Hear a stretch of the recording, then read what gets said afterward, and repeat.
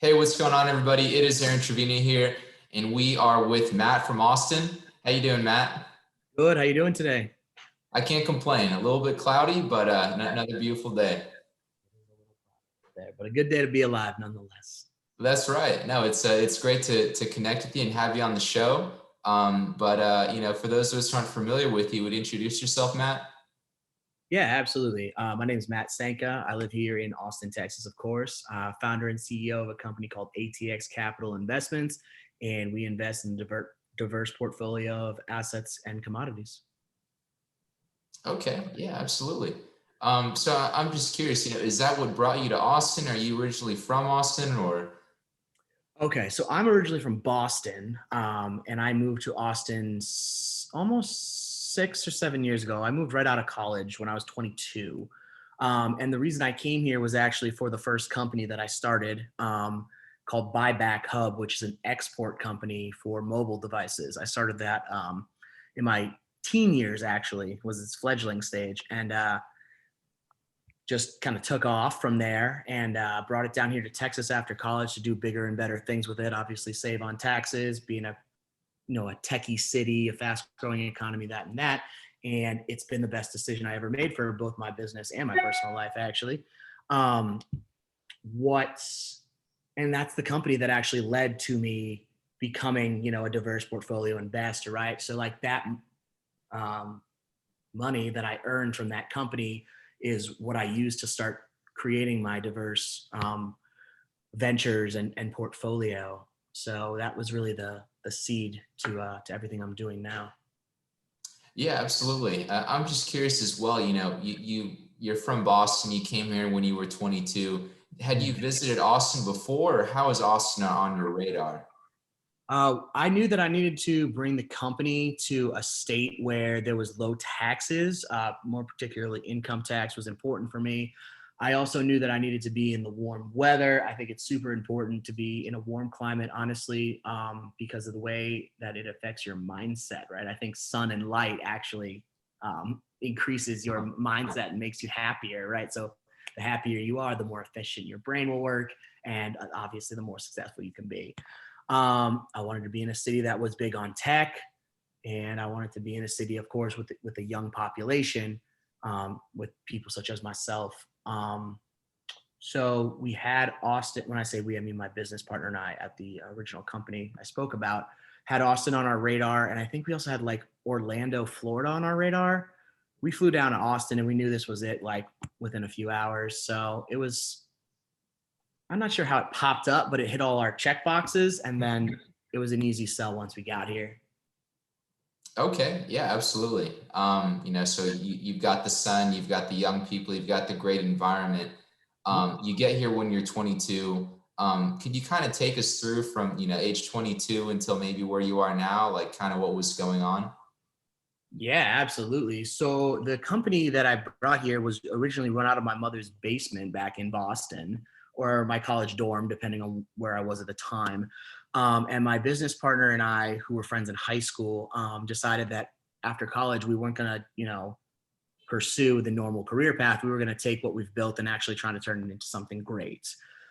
We brought it down here to Texas, started running it out of an apartment that we shared in South Austin, like the classics, starting from the ground up story.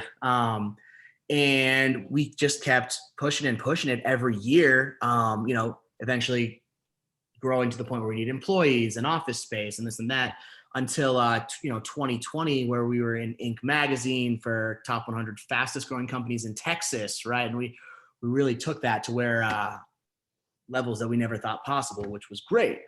And then obviously, as I was, growing my company, right, opportunities to invest in other things obviously presented themselves, and my understanding for a diverse portfolio in my investments became greater, as I quickly learned that you can't put all your eggs in one basket like I thought I could when I was 22. But yeah, so with age comes maturity and knowledge of how to use your funds and allocate them properly. So I started dabbling in a variety of different fields, just kind of testing the waters in different areas that I knew were out there and trying to see what sticks, or if it didn't stick, where did I do it wrong? How can I do it better? Yada, yada. Eventually getting to the point where I'm at today, where I'm, allocated in lots of businesses. I have 7 entities right now, real estate projects, public equities, commodities, and all of that. So it's been an interesting come up, but I just learned it all from personal experience, honestly. Yeah, it sounds like that's just what it takes. Just getting in there and doing it. Yeah, I mean, that's what I preach to everyone, right? It's kind of like I have this interesting perspective where I tell people, like, don't read books. Don't read books to absorb knowledge. Just get out there and do the damn thing. There's experience is your best coach, You'll learn so much more from experiencing the matter yourself and having people around you that are great mentors and have knowledge of the project, much more knowledge to be gained through those 2 aspects of life than just sitting there and reading text off a page. Yeah, no, absolutely. It almost kind of seems like people are afraid of this, potentially afraid of, making that first step. And, they'd rather, listen to the audiobooks or, read the books. Yeah. I mean, a book can tell you what somebody else thinks of this or that, right? But a book's not going to, get you off your ass and go do something, right? A book is not going to spark that entrepreneurial fire in you, right? You got to be you got to be pretty much born with it, man. Not everyone's an entrepreneur. A lot of people want to be or think they are, but it's really, I think it's a born trait. And I don't think any book can make you an entrepreneur. I think a book can only provide you knowledge and experience of other entrepreneurs, but it will never get you out there and do the damn thing. Yeah, absolutely. And I'm just, I'm curious as well. It sounds like, you talked about, starting it in your mother's basement, in the college dorm room. Clearly, you've got that bug, you've got that entrepreneurial bug. What does entrepreneurship mean to you? What does entrepreneurship mean to me? Like, how would I define entrepreneurship, or is that what you're asking? Yeah, I mean, like, what do you think of it? How would you define what it is? Entrepreneurship? Like, I guess as opposed to, maybe working a traditional job, what's the difference between an employee and an entrepreneur?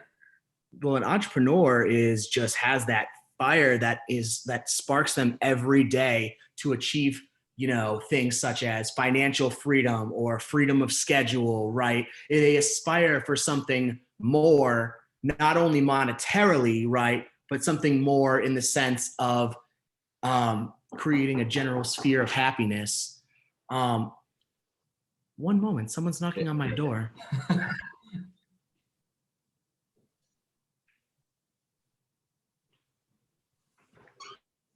Hey, man. What's the time frame for general? Okay, I'll see if I can pick it up now. We'll try to get them on. Thank you. Okay, well, that's the first time that ever happened. Yeah, well, hopefully we can edit that part out. If not, we got some good raw content. We know it's not scripted. No, we're good. Yeah, but okay. I'm sorry. Yeah, entrepreneurship is basically the hunger for more, right? Not only financially, but in all aspects of life. The hunger and the drive to achieve happiness that's self-perpetuated, right? And that's kind of what I strive for in entrepreneurship, and that's what I really believe it is. And that's why I don't think that you're just born an entrepreneur. Most people are just born to, be structured by somebody else and have their oversight and do their job, right? It takes so many interesting and outstanding factors to actually be a successful entrepreneur.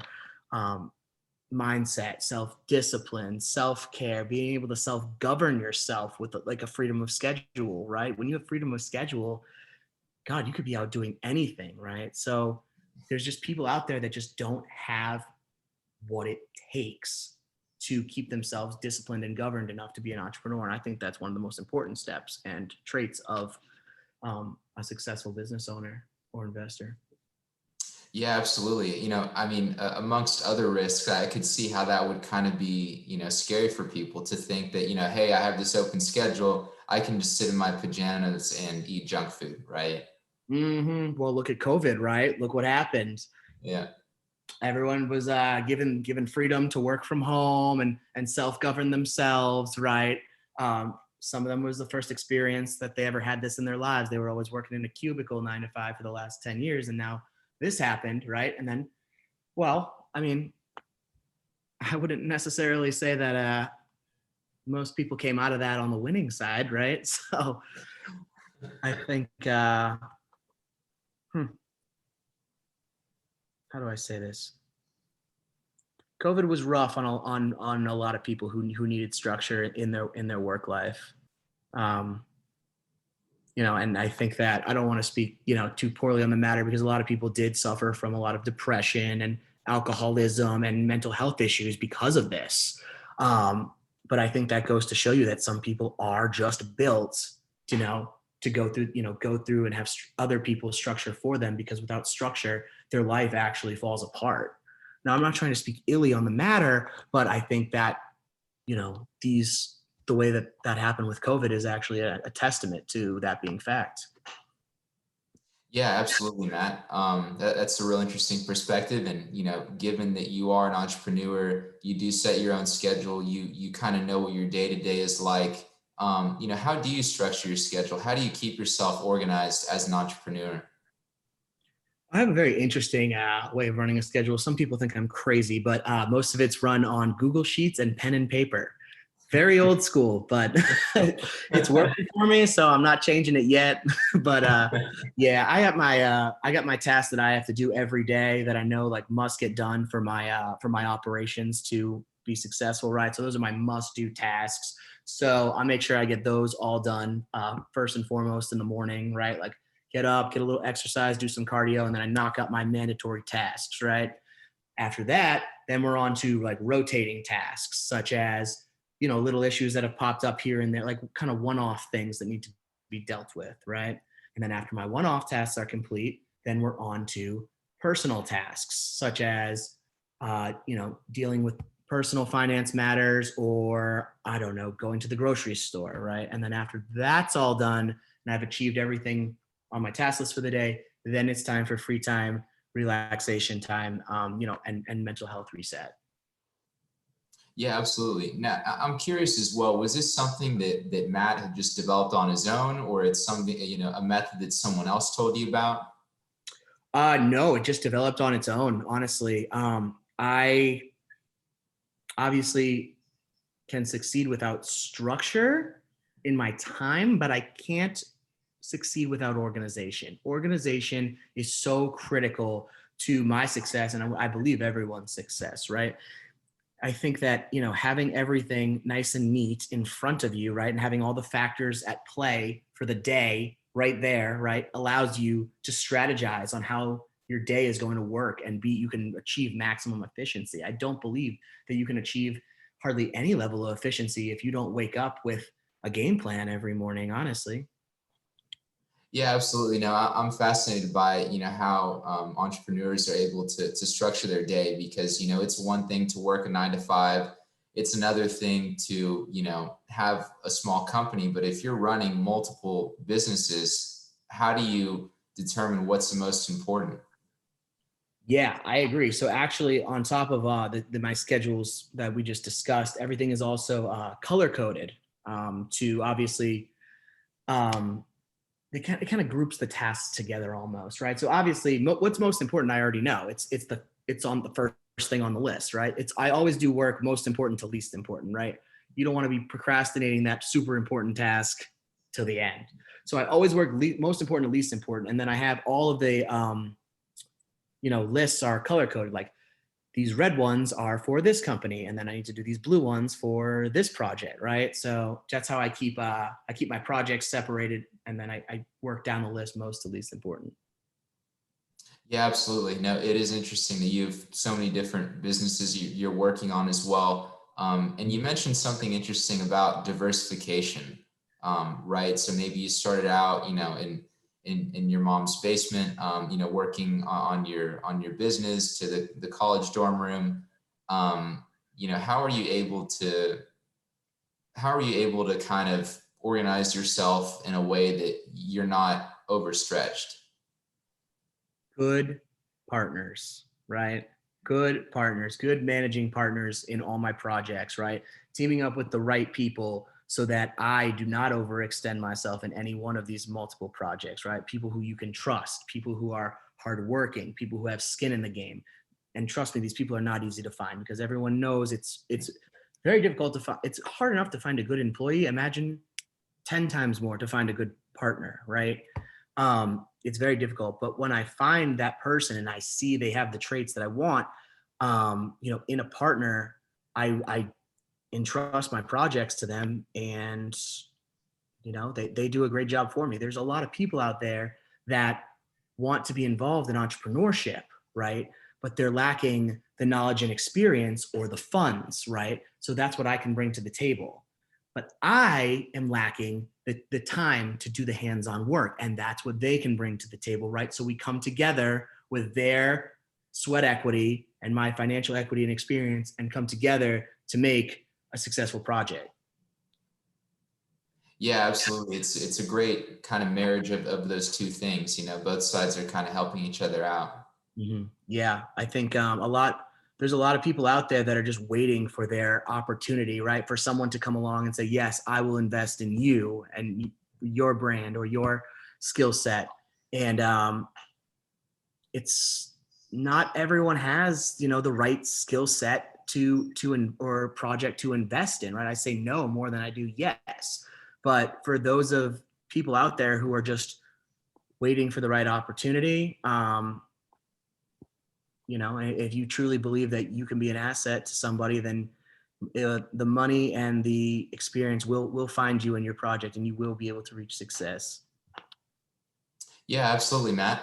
And I know you touched on a bit earlier, kind of about your journey, from being 22, from starting out, having these multiple businesses. Could you kind of, further explain what those businesses are? Do they all kind of work together? Are they all independent of each other?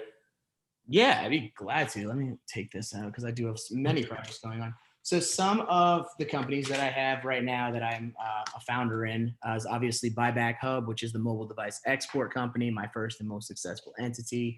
Going down the list of things that I have currently, I have a freight brokerage out in San Antonio. So we broker freight loads, business to business. I have a company called Bod Tech. We're in e-commerce and we sell massage guns and soon a variety of workout devices. Moto Knives, we sell Japanese steel kitchen knives, which is, we use the same steel as like samurai swords. It's actually a really cool thing. Zoom Marketing Solutions is a marketing agency. I love it so much just because every business needs marketing. So you have an opportunity to work with every business out there potentially. My partner's really great on that one as well.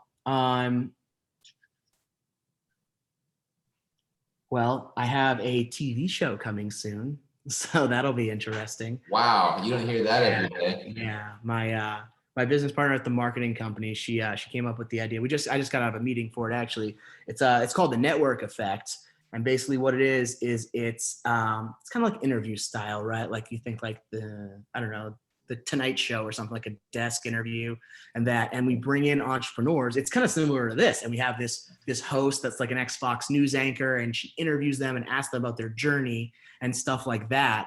And we're creating the pilot right now. We've already filmed one episode, and we're hoping to get a few pilot episodes and then get picked up by Amazon or Hulu or something like that, which would be freaking amazing, honestly. Some other stuff that I'm involved in is, let's see. Oh, no, we sold that one. I'm in the process of starting a real estate brokerage. I think I mentioned that with you, which I'm super excited about because I'm not the guru in real estate that I am in business, right? But a good bridge between real estate and business is having a brokerage, right? So teaming up with a broker and just providing that executive oversight and experience in business to ensure that his brokerage will be successful is something I'm super excited about. And I think that will scale extremely well, especially with me being a real estate investor and saying, hey, use my brokerage to all my other partners, right?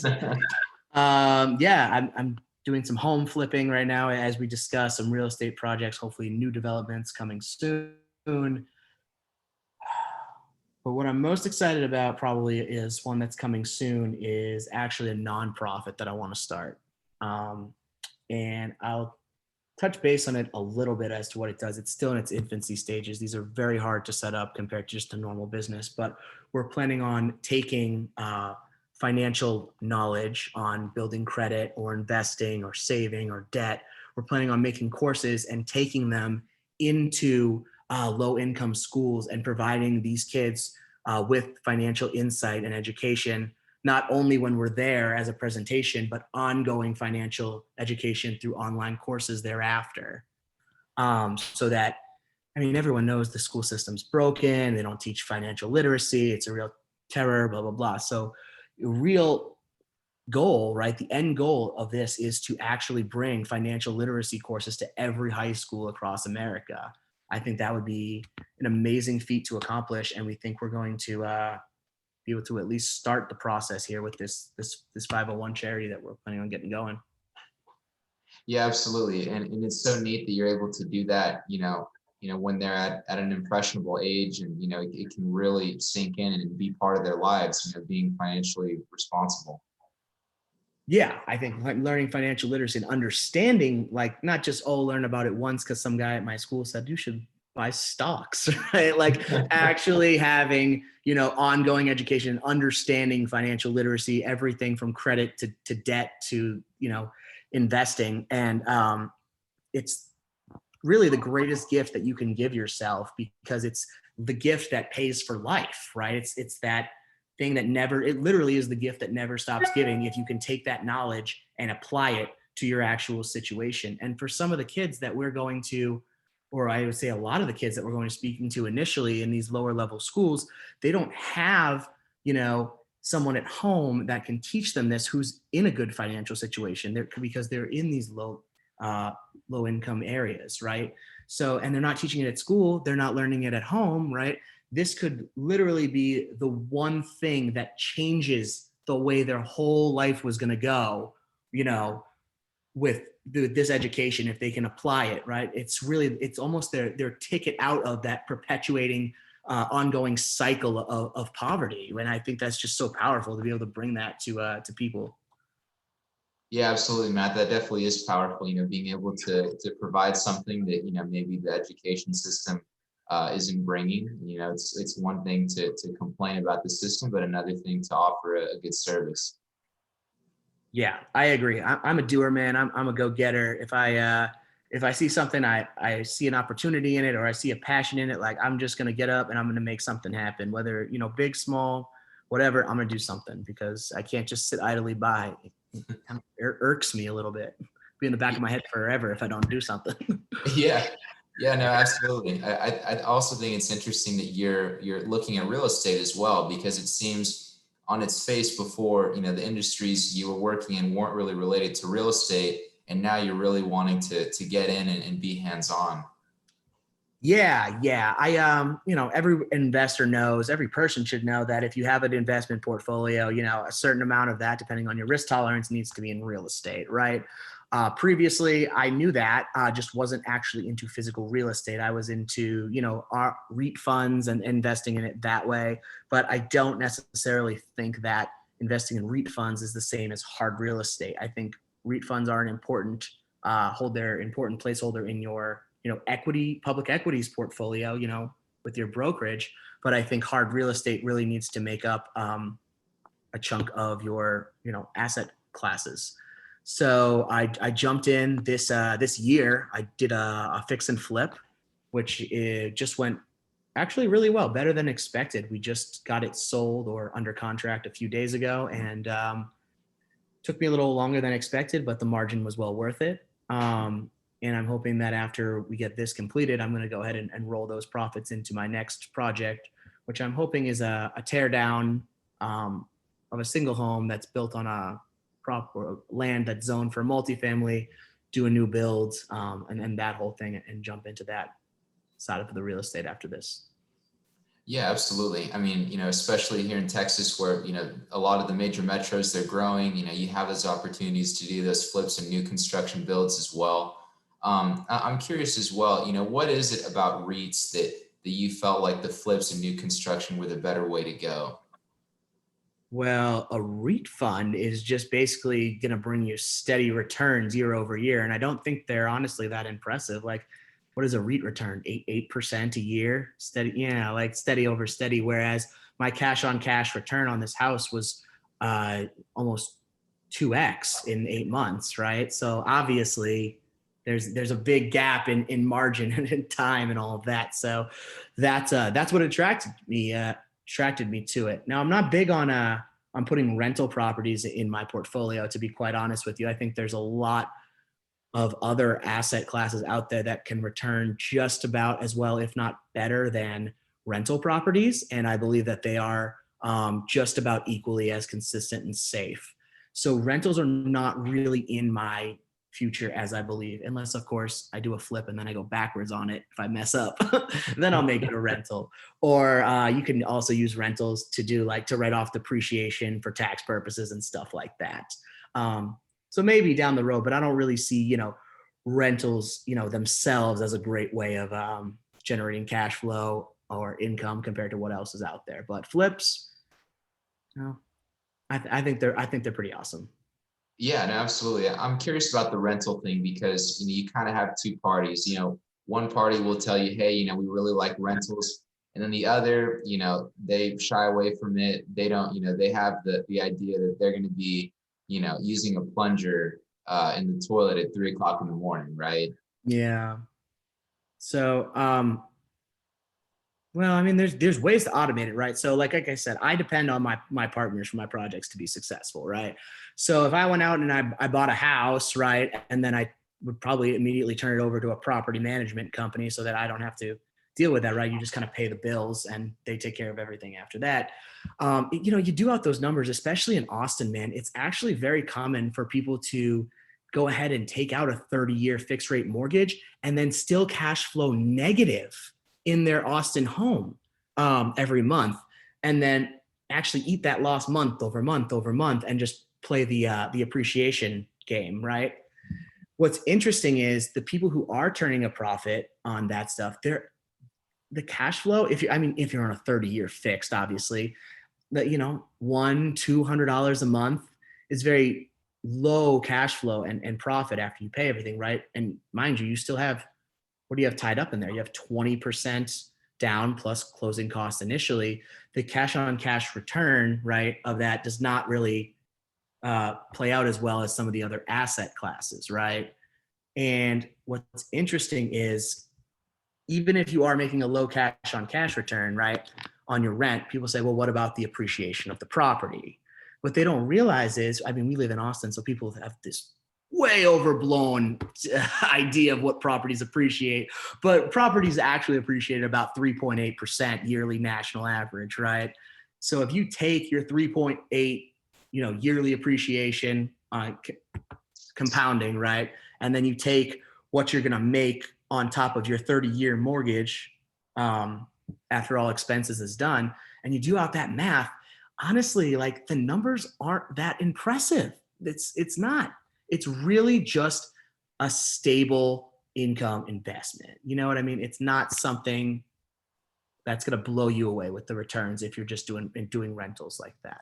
And honestly, even if you do own the house outright, right, and you're not paying all those fees, you own the house and you cash flow 100%.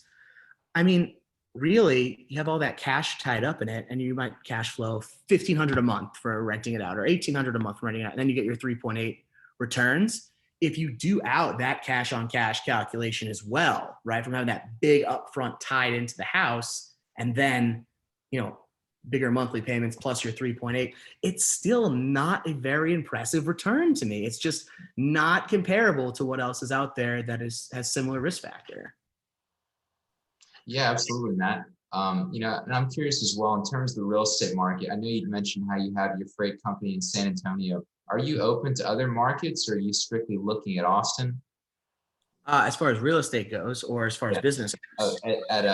as far as real estate. As far as real estate goes, like I said, I only have, one flip under my belt. It was in Austin, right? Our next one will probably be in Austin. I mean, this place like I said, we're kind of have this skewed vision of how fast properties actually appreciate here because it is just insane. One of my guys told me that there's 200 people that move here a day and 500 houses on the MLS in Austin right now, which is just ridiculous if that's true, but I can't vouch for it. But I trust the guy.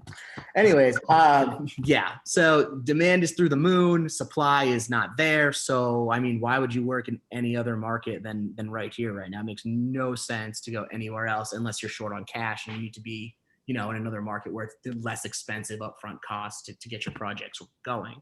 But if you don't have any shortage of cash or funding, then everyone knows like Austin's the place to be right now. Yeah, absolutely. So, in terms of, you had mentioned how you wanted to do some tear down new construction as well. Are there any particular, parts of town that you're looking at? So what's interesting is one of my partners on this next project, or I hope to be one of my partners financially, is a real estate agent, right? So I think that he would probably be able to identify the proper zip codes and right the kind of areas that we need to be in. But a very interesting, I guess, phrase that I was once taught or heard somewhere, who knows? But anyways, but it really is true that you want to buy in a situation like this, you want to buy the worst house in the best neighborhood, right?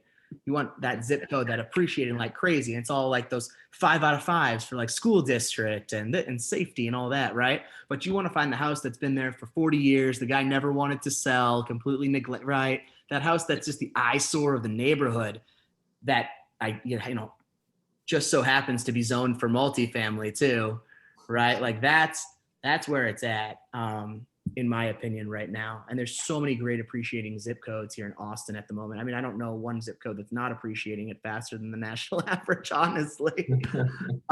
So really not too specific, but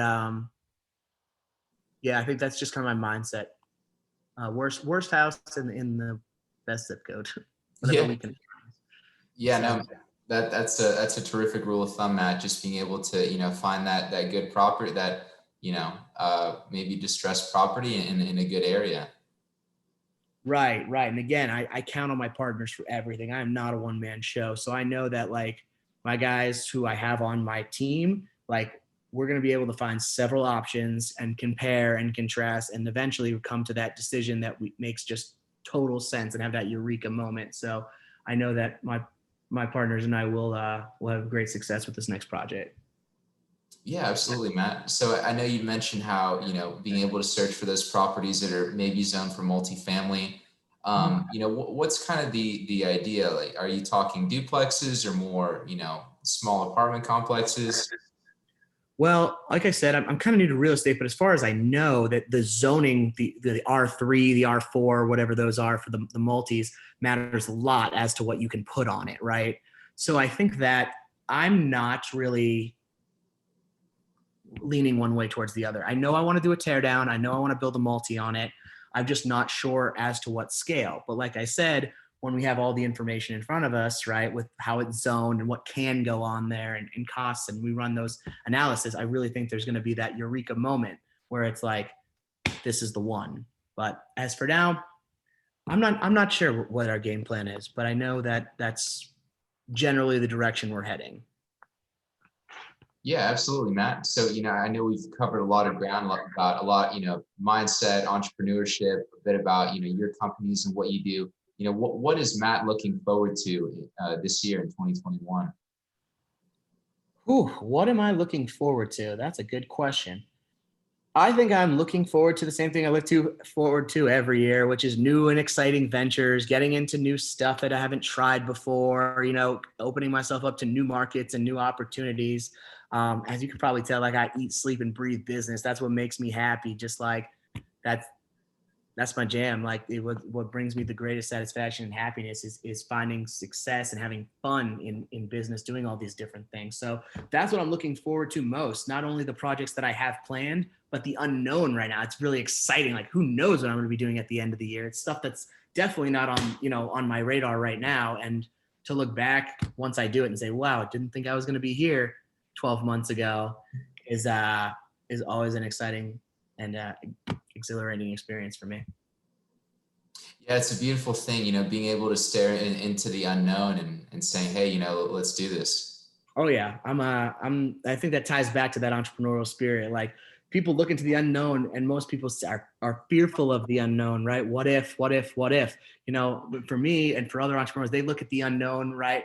And they even see a glimmer of opportunity, just a chance, and they're, what I mean, they're all in, and they just go for it. They just know no fear, and the beautiful thing is about business entrepreneurship, you only have to be right once to catch your big break. That's it. You try 1,000 times and you fail 1,000 times, that's okay. You hit that home run one time and you're set.